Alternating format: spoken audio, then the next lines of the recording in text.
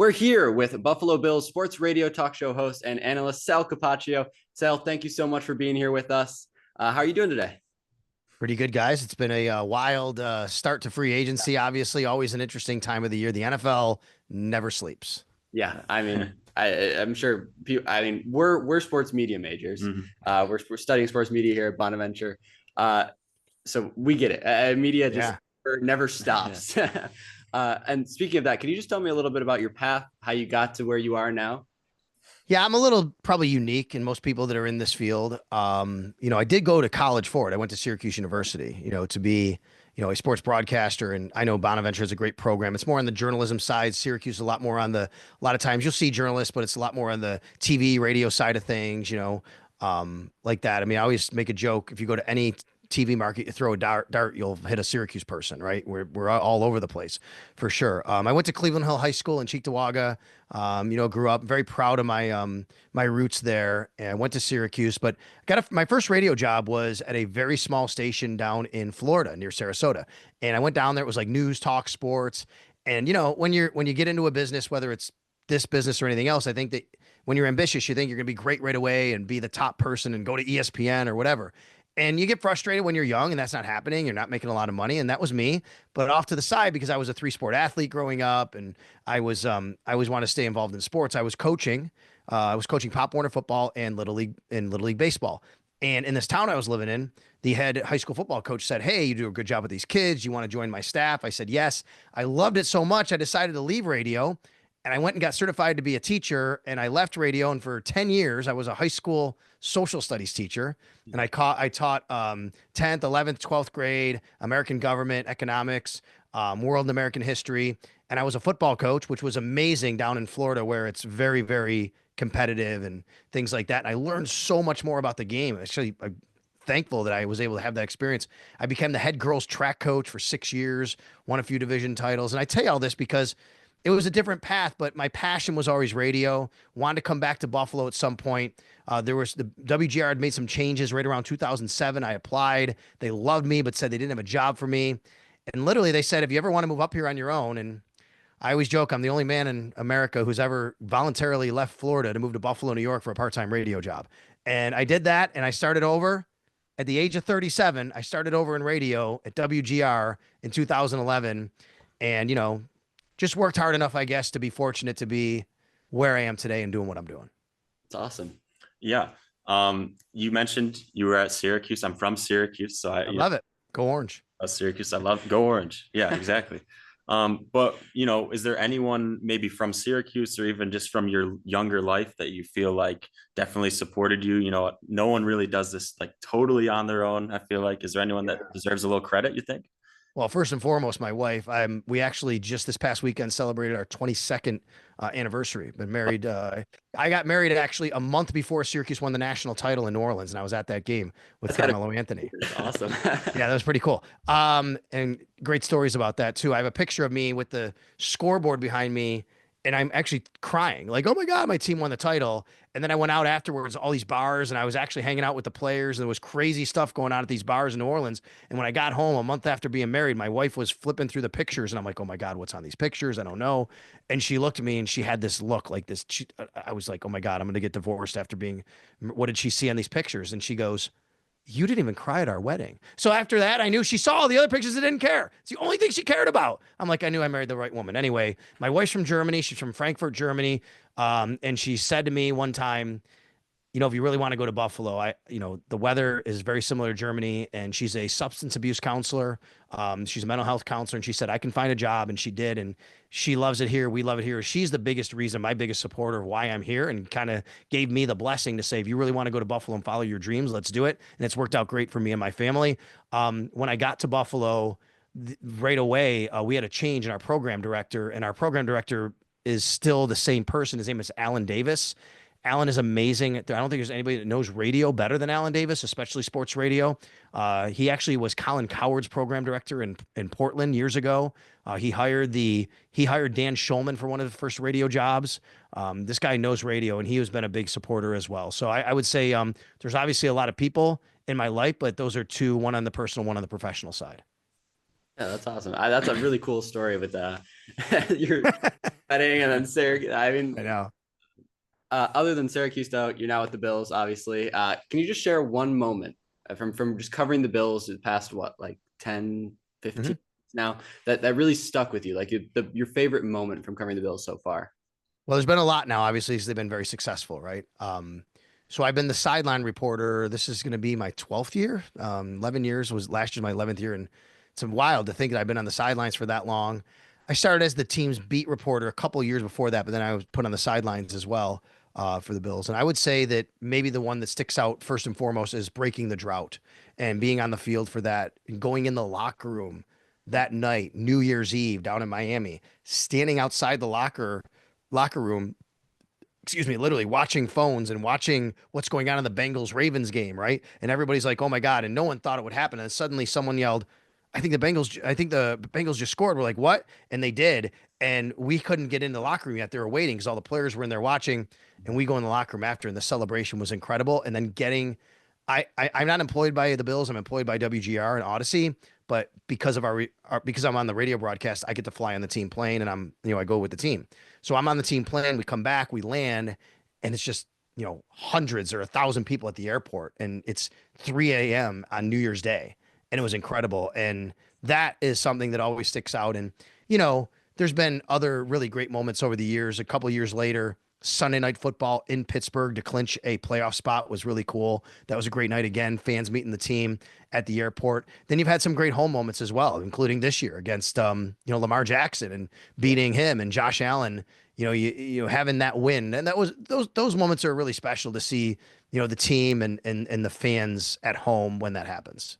Yeah, that's awesome. Those are moments that I remember too. So yeah, for sure. Yeah, and so me and Ryan, a bunch of other of us here at Bonaventure, we're getting into podcasting, and yeah, you've had a fair amount of experience with podcasting, kind of in its infancy, with the Buffalo Stampede. I did. How did you get people to want to tune in and want to hear what you had to say? It's really funny. I'm glad you brought that up. People don't realize I was one of the first podcasters, actually. I was doing this back in like 08. I remember like 08, 09. And it was when no one really knew what podcasts were, believe it or not. And people were like, "Well, what is this thing?" I got made fun of. I got made fun of by people. I was down in Florida. I wasn't working in the media really. I was a Bills fan and Buffalo guy, and I'm watching from afar. And I happened to see online about this new, if you like sports media and sports radio and you want to talk about your favorite team, it was literally a company called mysportsradio.com, believe it or not, that was called. And I said, "Oh yeah." So I contacted the guy and he goes, "Yeah, we do these podcasts." I'm like, "What's a podcast?" And he said, "Yeah, if you want to create your own for the Bills." And we couldn't use the word Bills because it's copyright. So it was called the Buffalo Stampede. And I started doing it, and people would literally, and then because I had a friend who this is before we did Zoom, and now you have all these different platforms to do video. And I had a friend who actually could do video like we see it now that no one was really doing back then. He's like, "Hey, if you want to do your pod on video, we could do that too." So I started doing it, and people literally would contact me and tweet me and say, "Oh, you're somebody in mom's basement, just want a wannabe." I took crap, I took a lot of crap for that. But man, look what podcasting is now and where it's gone and what's become. And how did I get people to tune in and listen? I don't know. I was just online a lot. I had a lot of online presence, and I would put stuff out there and say, "Hey, if you want to tune in." And I actually had a good following of people who just couldn't get enough content. And I remember I would do a post-game show after games. And at the time, people were like, "Oh, I like listening to you more than the guys on the radio." And there's always a niche for everybody, right? So that happened. And really my big break came. I don't know if you guys know this, but what happened was in 2009, I actually broke the story that Terrell Owens was going to sign with the Bills. Right. And when that happened and my name got out there, that's when people said, "Oh, this guy knows stuff. I need to listen to him." And I think that was really kind of what elevated that. And, what put my name on a lot of Bills fans' radars that wasn't at the time. Yeah, no, that's definitely very interesting. Yeah. Interesting how you're able to break that story as well. Yeah, it's crazy that. Yeah, I'll never. I won't reveal the exact details. Someday it'll be my book when I write a book. Gotcha. I will just say that there's two things. Number one, it's great to have people in your life that look out for you, that have your best interest in mind and want to see you succeed. And I was fortunate to have somebody who had information and gave it to me. But it wasn't a certainty. And the other lesson I learned, and I had to I took a chance. So that when I was sitting there with the information, I said, well, I had two ways to go about this. I can either put it out there, and if it's not true, I might be done. No one's ever going to believe anything I say again. I mean, this is a pretty risky thing. And all these people who say mom's basement, they're going to be right. Because when I put it out, people still said that, ha, ha, ha, whatever. He'll never sign with Buffalo. I said, but if I don't put it out and it happens, I'll never forgive myself. Mm-hmm. And I put it out there, and it happened. It worked out. That's awesome. That's awesome. This is kind of a follow-up to my last question, not to get away from the podcasting again, but you've interviewed a lot of people, a lot of players especially. Is there any player that really stuck out to you, like the best player you've ever interviewed?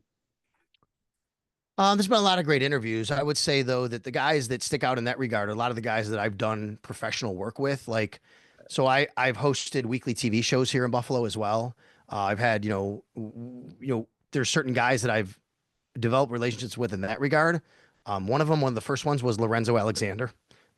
Excuse me. Lorenzo Alexander was a really great linebacker for the Bills for a few years. But, when he signed, I had him on the radio, did an interview with him about, hey, coming to the Bills. And he said on that radio interview, yeah, I want to be in the media someday. I'm like, oh my God, that's great. And he's like, who knows? Maybe I could do a show with you. And sure enough, that year we did a TV show together, and we performed a great relationship, and we're still friends to this day, and we talk a lot. And he is in the media still in Arizona, part-time. He does a lot of stuff. He's a coach for his kids and things like that.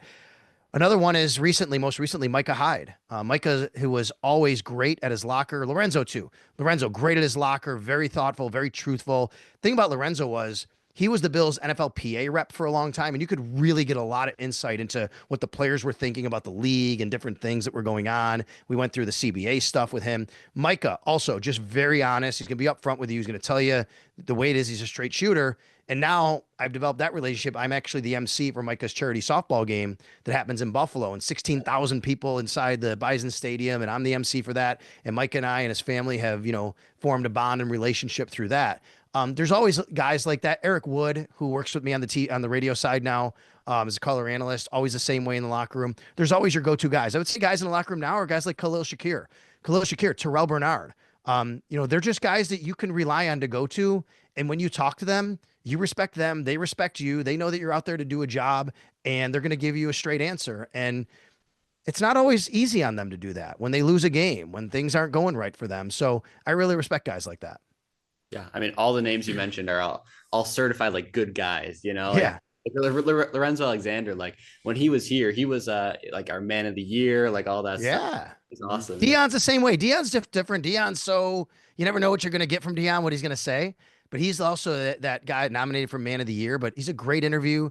He loves the microphone. He'll go in media someday. He loves being around, and he's always accountable. Win or lose, he'll be at his locker and he'll answer questions. And I think that's what separates a lot of guys to me. Right. Mm-hmm. So obviously we're in the thick of free agency. Technically starts tomorrow. Is there anyone that you have your eyes on that you think the Bills should really go after in free agency, or even are able to go after in free agency? So Sunday night we did our podcast. It's always game day in Buffalo. And my co-host Matt Bove asked me this same question. And I said, Josh Palmer. That's awesome. Well, I'm sure you're happy about it then. Yeah, I am. And, I've seen a lot of blowback from fans because they think like, well, he's not a flashy, speedy guy. And that's what they need. And I get that. They still need more speed. What Josh Palmer is, he's a fit for something they desperately needed, which is a man-to-man beater. He beats guys on the outside. And, being on the field last year, I could see the Bills just could not separate off the line of scrimmage. Way too often teams would press them, and then they'd really blitz the heck out of them. And, they needed somebody that could commit to this offense and be able to beat guys on the outside man-to-man. And hopefully Keon Coleman stays on a trajectory where he was until his injury last year to do the same thing, but that's what they needed. On the defensive side of the ball, I don't know if there's any specific guy. There were guys that I liked that have already signed. DJ Jones re-signed with the Denver Broncos. You can never predict what's going to happen with a lot of these guys. Chase Young, he goes, I think, where'd he go? To Minnesota, I think. A guy I was thinking of.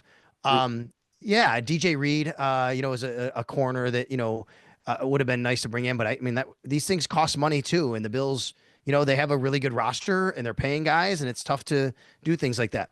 Look, I still think they need a difference maker on defense. I don't know if it's going to come in the form of free agency, though. I mean, in the front seven, especially on the defensive line. I don't think they could pay Trey Hendrickson what he wants in a salary. But if you ever had an ability to get a guy like that, that would be someone that I would love to see the Bills, take a swing at. But it's always very, very hard to make things like that work. Yeah, I mean, even when Myles Garrett was floating around, Yeah. I just I don't know where we would have paid him from, but Yeah, and kind of, I mean, you mentioned Josh Palmer and how you definitely wanted the Bills to go out and get him. It was a need for the team. That's kind of what free agency is what the team needs. But they get Mike Hawk. They re-signed Greg Rousseau, Josh Allen. Do you think those were very important to the team to lock them up for a while at the beginning of the season or off season here? Yeah, I mean, listen, the Bills, their philosophy is we draft, we develop, and then we re-sign our guys. And when you can do that, the machine just keeps going, right? And they did that. They had really five notable names that were going into the last year of their contract, and that was Greg Rousseau, Terrell Bernard, Khalil Shakir. They signed all of them, and then Christian Benford and James Cook, who they still haven't yet, but we'll see where all those things go. But yeah, you want to get ahead of it. The one thing I'll always tell Bills fans, you have to remember this. The thing that Brandon Beane, there's two words you have to remember about Brandon Beane, what he loves: cost certainty. Brandon Beane does this because he wants to make sure he knows what the cost is next year and the year after and where he is salary cap wise. The Bills don't want to have to navigate the salary cap on a year to year basis. They want to navigate it over the long haul of understanding where they are 2 and 3 years down the road. With Josh Allen's deal, he's the MVP. He's great.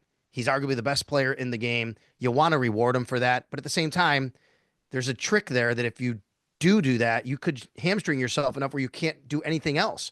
Right. So they give him the most guaranteed money ever. They give him a new 6-year deal. They rip up the old 4-year deal. It's 330 over 6 years. But what the Bills could do is, and I'm guessing when it comes out, we'll see this. They could add what they call void years to it. They could add a 7th and an 8th year, which really just helps to spread the money out. And that allows his cap hit to go down from what was 44 million to probably somewhere in the 20s, I'm guessing, and open up $20 million in salary cap space. So that's how you can, that's how the Bills like to operate. We reward you when you perform here. And guys, I'm going to tell you, guys, pay attention to that. When you're in that locker room and you see Terrell Bernard get paid and Greg Rousseau get paid and Khalil Shakir get paid, hey, if I do my job here, this team rewards me. And that's what they're about. Right. Mm-hmm. Yeah. I mean, Beane doesn't mess around. He's a wizard with financials. I'll say that. He's a great GM. Kind of similar to the free agency. NFL draft is right around the corner. I know you're at the combine. Is there anybody you kind of have your eye on that you think might be a sleeper pick maybe for the Bills this year?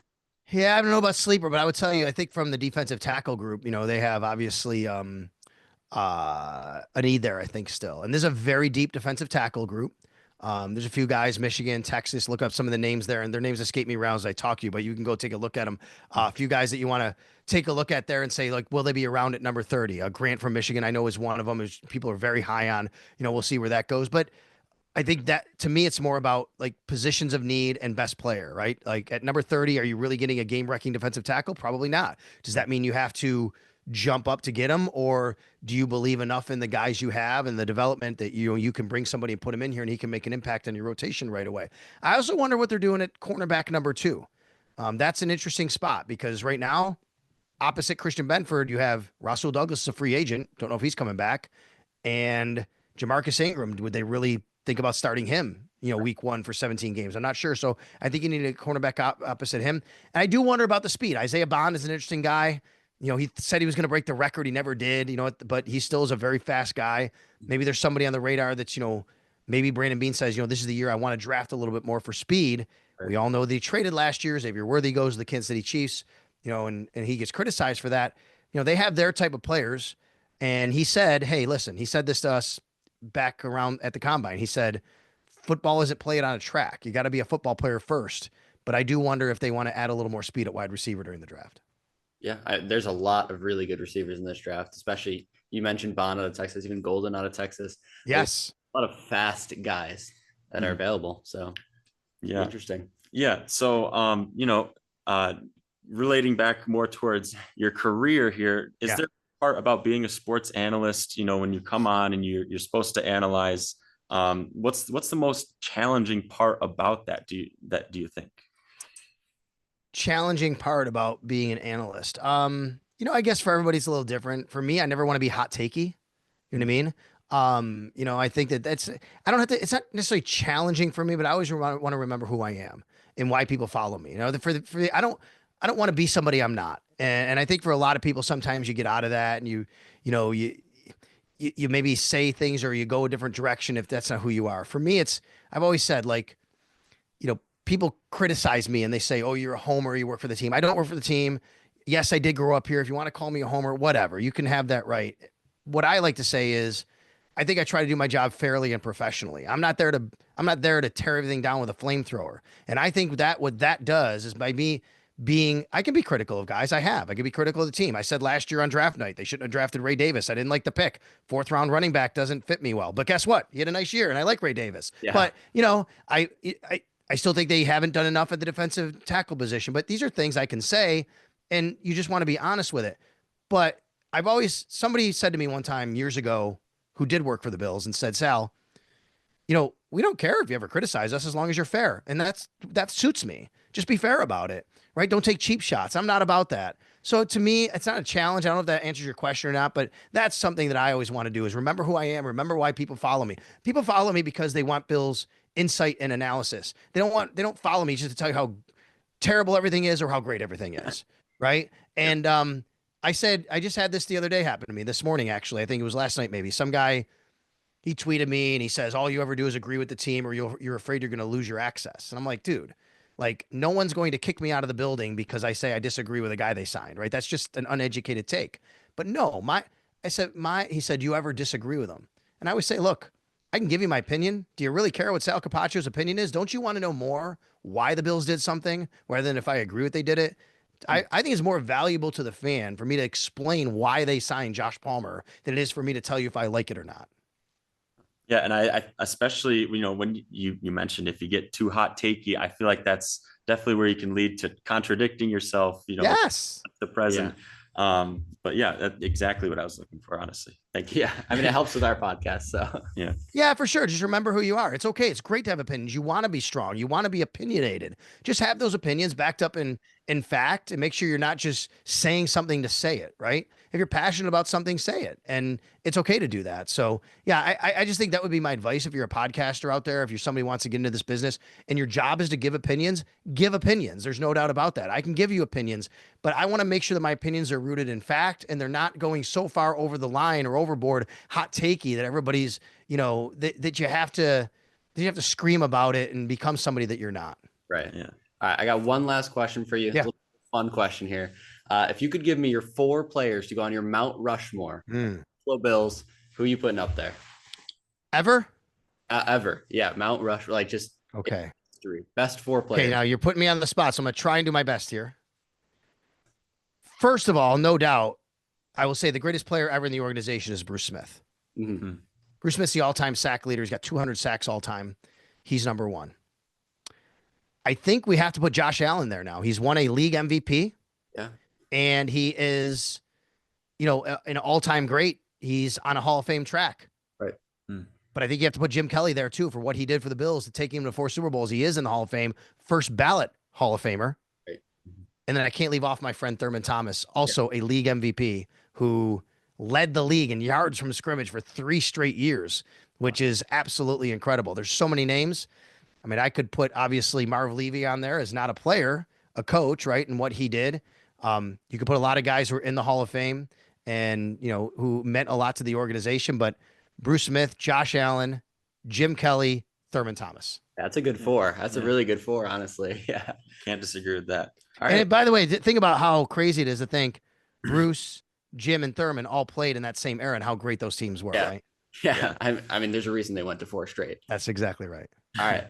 That is all we have for you. Thank you so much again for being here with us, taking the time to do this.